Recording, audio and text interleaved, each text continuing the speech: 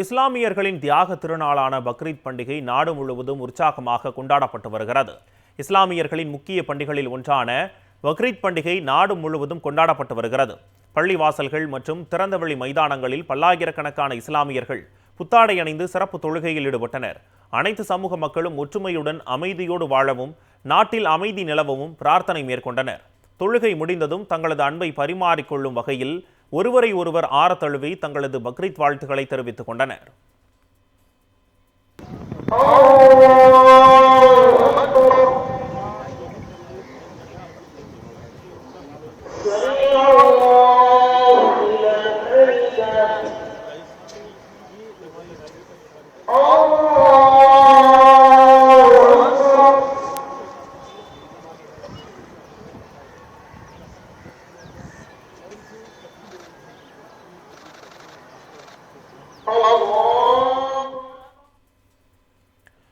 இதேபோல் சென்னை அண்ணா சாலையில் உள்ள மதரசைய ஆசம் மைதானத்தில் பக்ரீத் பண்டிகையை முன்னிட்டு திறந்தவெளி மைதானத்தில் சிறப்பு தொழுகை நடைபெற்றது. இதில் திரளான ஆண்கள் மற்றும் பெண்கள் கலந்து கொண்டு தொழுகையில் ஈடுபட்டனர். தொழுகை முடிந்த பிறகு முஸ்லிம்கள் ஒருவரை ஒருவர் ஆரத்தழுவி வாழ்த்துக்களை பரிமாறிக்கொண்டனர். இதனைத் தொடர்ந்து செய்தியாளர்களிடம் பேசிய அகமது உசாமா ஹசினி, உலகத்தில் உள்ள அனைத்து இஸ்லாமியர்களும் தியாகத்தை அடிப்படையாக வைத்து ஈகை திருநாளை கொண்டாடி வருவதாகவும், ஏழை எளிய மக்களுக்கு நம்மால் முடிந்த பொருட்களை கொடுத்து கொண்டாடும் தினம் என்றும் கூறினார்.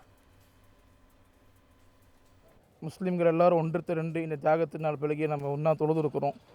இந்த அடிப்படையில் முஸ்லீம்கள் அனைவரும் இந்த பெருநாளைக்கு ஒன்றா சேர்ந்து மகிழ்ச்சியாக சந்தோஷமாக அவங்க வாங்கியிருக்கக்கூடிய பிராணிகளை அவங்கவுங்க வீட்டில் அறுத்து அந்த இறைச்சியை நாங்கள் மட்டும் பயன்படுத்திக்காமல் அனைத்து முஸ்லீம்களுக்கும் கொடுத்து பங்கெடுத்து அதை பயன்படுத்தி மகிழ்ச்சியாக கொண்டாடக்கூடிய பெருநாள் தான் இந்த பெருநாள் தொழுவை.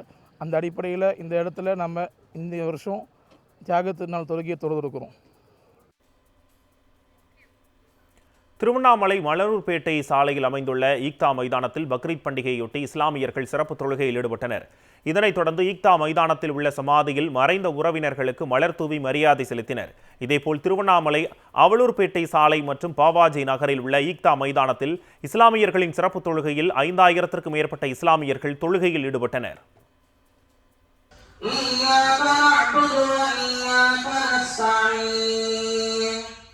سمع الله لمن حمده